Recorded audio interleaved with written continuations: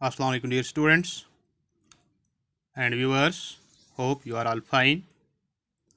In the previous lecture we discussed price elasticity of demand और आप जान गए कि elasticity shows the responsiveness of quantity demanded of a commodity to change in its price, or it's simply the ratio of percentage change in quantity demand of a commodity to change in the price of that commodity. Now let's today move to another topic that's related to the elasticity of demand, that's degrees of price elasticity of demand or cases of elasticity of demand. देखिए, हम कहते हैं कि जब price change होता है तो demand भी चेंज होती है. कितनी चेंज होगी? Will it change proportionately?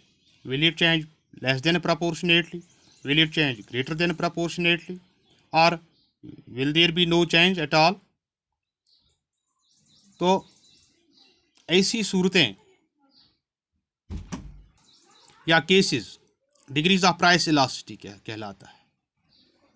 और जो इलास्टिसिटी है इट में assume 5 degrees, that's perfectly elastic हो सकती है, परफेक्टली इनइलास्टिक हो सकती है, यूनिट इलास्टिक या यूनिटरी इलास्टिक हो सकती है, ये हाईली इलास्टिक या मोर इलास्टिक हो सकती है, या हाईली इनइलास्टिक या लेस इलास्टिक हो सकती है.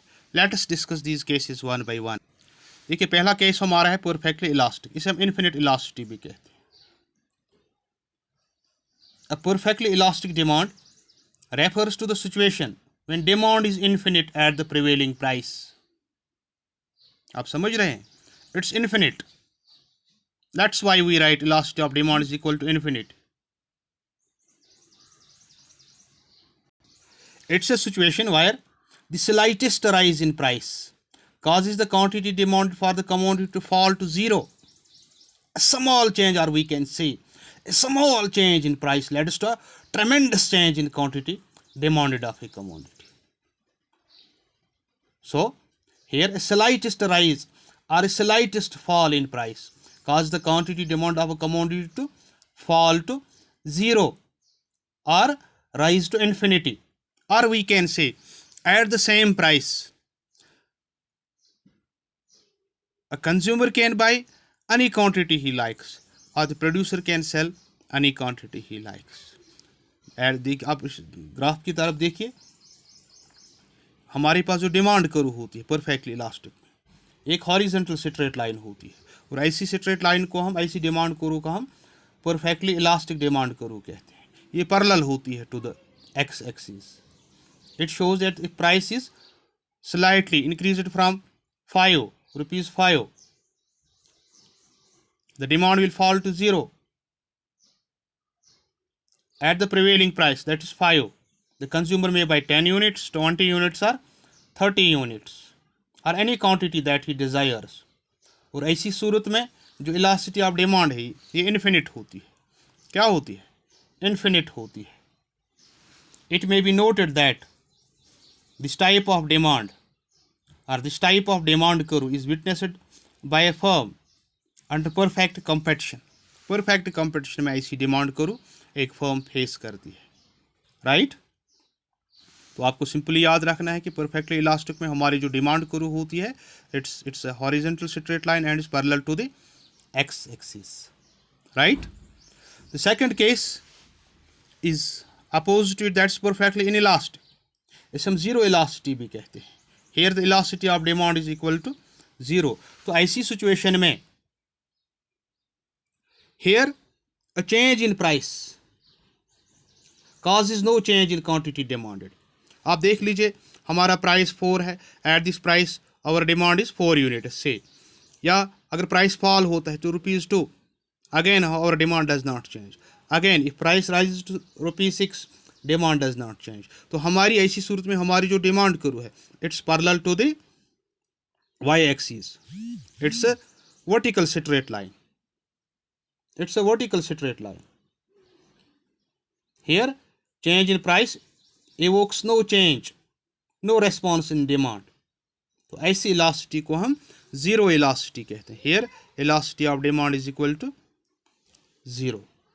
जनरली कहा जाता है कि ये जो परफेक्टली इलास्टिक है, it relates to the luxuries, लेकिन रियल लाइफ में बहुत कम इस चीज़ को हम पाते हैं।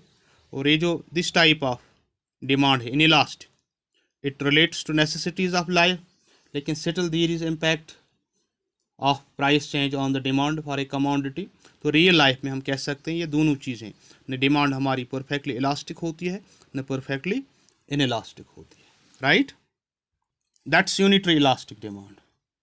Unitary elastic, it's a situation when change in quantity demanded in response to change in price of the commodity is such that the total expenditure on the commodity remains constant. That's equal change brings equal change. Suppose price rises by 5%, demand will fall by 5%. Or price falls by 5%, demand will rise by 5%.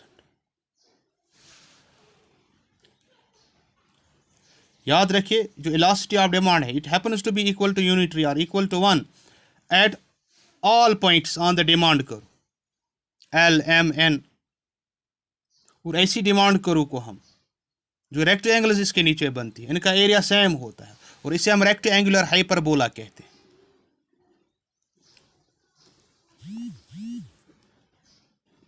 Rectangular hyperbola, by definition rectangular hyperbola is a curve under which all rectangles are equal because each rectangular area shows equal expenditure on the commodity. बराबर expenditure दिखाता है। The obvious conclusion is that total expenditure on commodity remains constant no matter price of the commodity increase or decrease। इस तरह से हम कह सकते हैं this area will be equal to this area will be equal to this area will be equal to this area, right? This is the case of unitary elastic. Here elasticity of demand is equal to 1. Another case is of highly elastic, more elastic or greater than unitary elastic। देखिए आप ऐसे समझ सकते हैं, suppose price falls by 5%, 5% price fall है, जो demand will increase by more than 5%। It will be 7, it could be 8, it could be 10, for example. Here a smaller change brings about a greater change. Smaller change brings about a greater change. Demand is greater than unitary elastic when change in quantity demanded in response to change in price of the commodity is such that total expenditure on the commodity increases when price decreases, and total expenditure decreases when price increases. आप समझ रहे हैं, इस figure से diagram से भी आप अंदाज़ा लगा सकते हैं। देखिए ये हमारा इनिशियल प्राइस है, फॉर एग्जांपल से P is our initial price. At price P we demand OQ units of the com. Suppose price falls from P to P1। देखिए ये जो रेक्टेंगल है, it is smaller in area compared to this rectangle. It leads to a greater change. A smaller change in price leads to a greater change. इसे भी more than unitary कहते हैं। और आप इस डिमांड कर्व से भी अंदाज़ा लगा सकते हैं कि it's bulging towards the X axis, approaching X axis, यानी हॉरिजॉन्टल की तरफ जा रही है। आप समझ रहे हैं।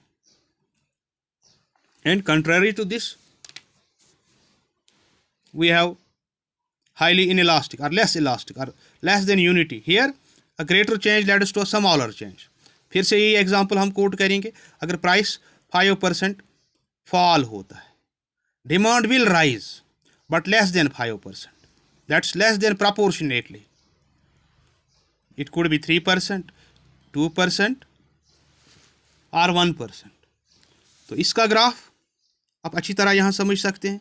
देखिए ये जो हमारी डिमांड कर्व है, it's approaching the X axis, यानी ये वर्टिकल पोजीशन लेने जा रही है, क्योंकि after change in price the change in quantity demand is less compare to the price change. आप यहाँ से अंदाज़ा लगा सकते हैं, प्राइस फॉल हो रहा है from P to P1।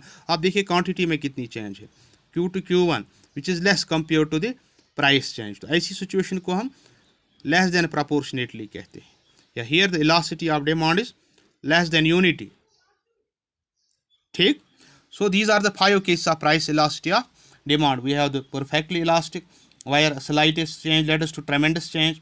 We have perfectly inelastic, where price change led us to no change. We have the unitary change, where equal change brings about equal change. Then we have the highly elastic, where smaller change led us to a greater change. And we have highly inelastic, where a greater change in price led us to a smaller change in quantity demanded of a commodity. एक बात याद रखिए, don't confuse degrees with types. हमारे पास जो price elasticity, it's of three type. Elasticity of demand three types की है. We have the price elasticity of demand, we have the income elasticity of demand and the cross elasticity. But these are the degrees, जो 5 हैं, these are degrees of price elasticity of demand. I think you have better understood the concept. अगर कहीं पे आपको कोई problem आती है understand करने में, you can approach me, SMS me, call me, WhatsApp me. I am at your disposal. Thank you very much. तो ये अंडरस्टैंड करने के लिए एक बात मैं कहूँ, आपको बुक कंसल्ट करनी बहुत ज़रूरी है. आज के लिए इतना काफ़ी है. Thank you very much. God bless you all.